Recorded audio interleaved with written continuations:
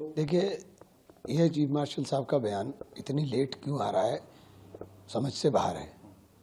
Parliament में जब operation सिंदूर पर चर्चा हुई तो हम प्राइम मिनिस्टर से सुनना चाहते थे कि प्राइम मिनिस्टर बताएं कि क्या क्या हुआ, और पार्लियामेंट में आपने कुछ बोला नहीं। आज ये चीफ मार्शल साहब बोल रहे हैं, तो इसकी टाइमिंग मुझे नहीं समझ में आया कि आज ये क्या जरूरत आ रही। ऑपरेशन सिंदूर पे तो सारी चर्चा हो गई थी। उनका कहना है कि सफलता का जो एक मुख्य कारण रहा है वो राजनीतिक इच्छा शक्ति रहा है कि इच्छा में राजनीतिक पूरी स्वतंत्रता दी गई थी। देखिए, मुझे नहीं समझ में आया कि आज एयर चीफ मार्शल साहब क्यों बोल रहे हैं। इसकी क्या आवश्यकता है? क्या ये चुनाव आयोग के ऊपर लगे हुए उन तमाम आरोपों को दबाने के लिए उस नैरेटिव को चेंज करना है? तो अगर ये है तो बहुत दुखद है, मुझे नहीं पता, लेकिन आज कोई जरूरत नहीं है। आज सबसे पहला जो सवाल राहुल जी ने देश के सामने खड़ा किया है उसके जवाब नहीं मिल पा रहे। उनका कहना था कि हम लोगों को पूरी तरह से छूट मिली थी इस बार। तो ठीक है ना, हमने कब मना करा? ये बात आप जब ऑपरेशन सिंदूर खत्म हुआ था, जब खत्म हुई तब आप बोलते, पार्लियामेंट में चर्चा हुई, प्रधानमंत्री बोलते, रक्षा मंत्री बोलते, पार्लियामेंट में भी तो बोलना था। तो पार्लियामेंट में बोलते हुए क्यों वो कर रहे हैं? उनका ये भी कहना है कि हम लोगों को बहुत दुख हुआ कि हमारे देश की जनता कोई हमें विश्वास नहीं दिला पाई। सेना के ऊपर तो पूरा विश्वास है। हम तो सेना के साहस को, सेना के शौर्य को सलाम कर रहे हैं, और सेना के साहस और शौर्य की बदौलत ही हम सवाल खड़ा कर रहे हैं कि इतने साहस और इतने शौर्य के बाद हम पीओके पे झंडा फहरा सकते थे, हमने झंडा क्यों नहीं फहराया? उन्होंने कहा कि ये 80-90 घंटे तक युद्ध चलने वाला था और हम पूरी तरह से सक्षम थे और हर चीज हमने स्पष्ट करने के उपरांत ही सब चीजें की। तो फिर रुका क्यों? छिड़ा क्यों और फिर रुका क्यों? नहीं, उनका आगे कहना ये है कि रुकने का कारण ये था कि जब दुश्मन को पता चल गया कि 2:15 बजे ट्वीट होता है ट्रंप साहब का और 5:15 बजे बंद हो जाता है युद्ध, तो इसके ऊपर आप कुछ भी सफाई देते रहे, इसकी समझ से बाहर है ना कि 2:15 बजे 2:30 बजे ट्वीट कर रहे हैं ट्रंप साहब और 5 बजे 5:15 बजे हम सीज फायर कर रहे हैं। तो ये तो टाइमिंग का खेल है सारा भाई। और युद्ध रोकना था तो प्रधानमंत्री रोकते, जो हमारे सेना प्रमुख थे वो रोकते। तीसरा कंट्री हमें बता रहा है कि युद्ध मैंने रुकवा दिया, और वो बार बार कह रहा है कि युद्ध रुकवा दिया। एक बार भी हमारे प्रधानमंत्री ये नहीं कह रहे कि झूठ बोल रहे हैं।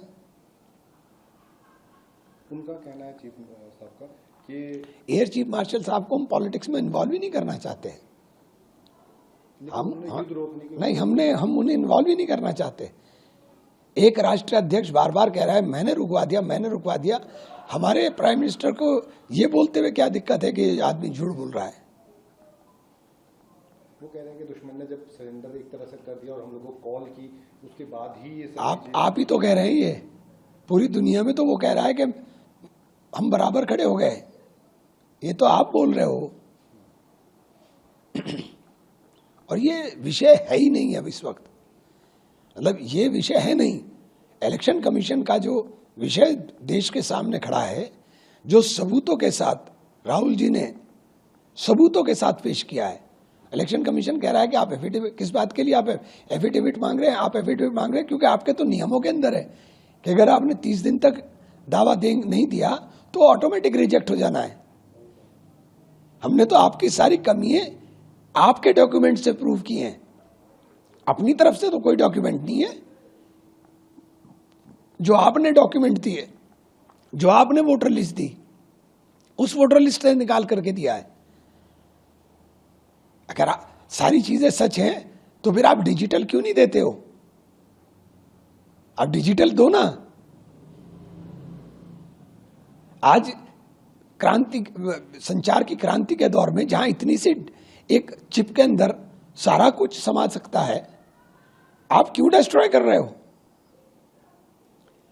लोकतंत्र को बचाने के लिए इस वक्त सबसे ज्यादा जरूरत है कि हमारे देश का लोकतंत्र बचे।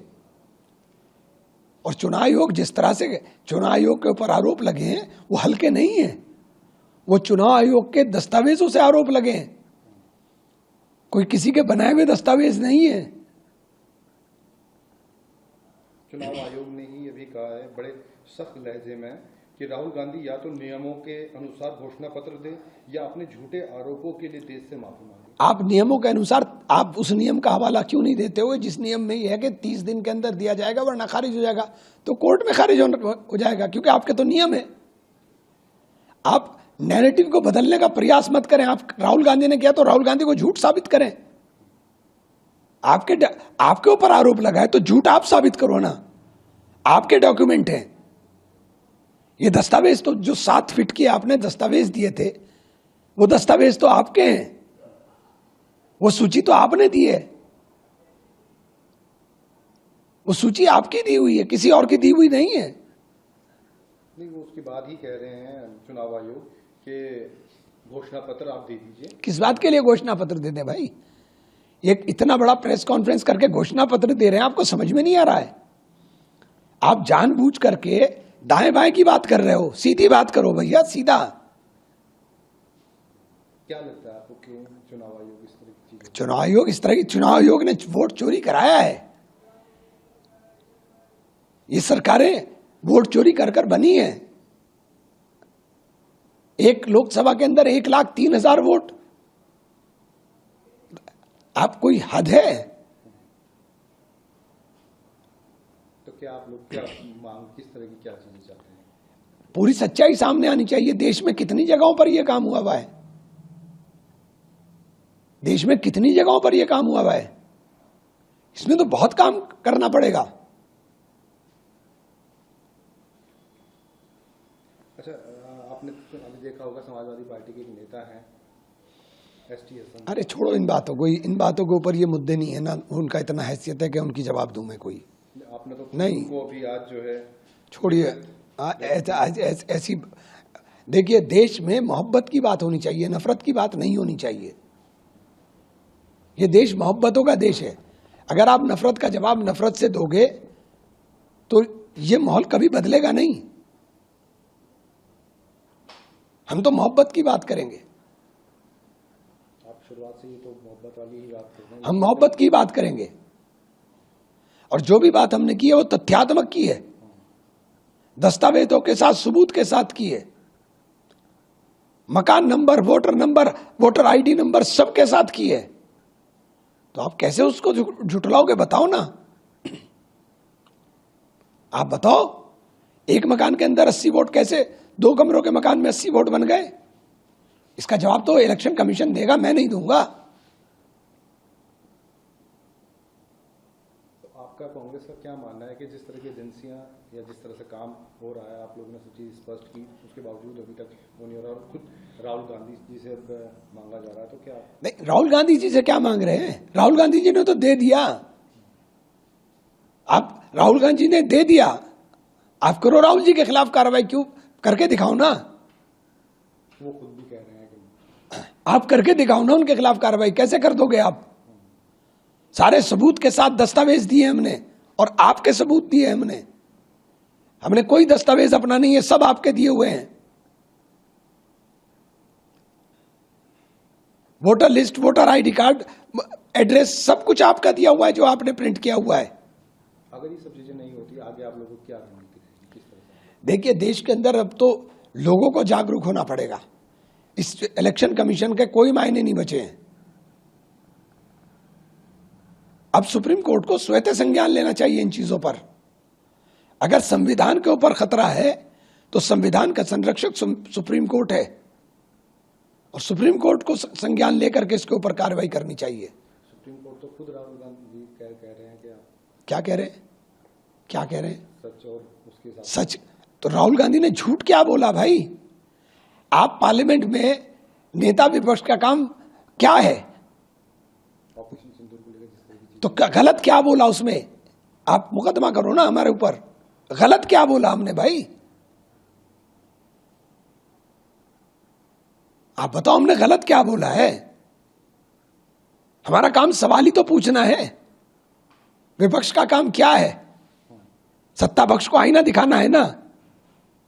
अगर संविधान के ऊपर संकट के बादल हैं तो हमें बताना पड़ेगा। जिस तरह की हुई थी, आज एयर चीफ मार्शल ने उनका जवाब। अरे एयर चीफ मार्शल साहब क्यों जवाब दे रहे हैं? हमने एयर चीफ मार्शल से सवाल नहीं किया, हमने सेना के शौर्य पे सवाल नहीं किया, हमने कहा हमारी सेना का शौर्य को सलाम है। तो जवाब तो हमने पार्लियामेंट में मांगा था, पार्लियामेंट में दे।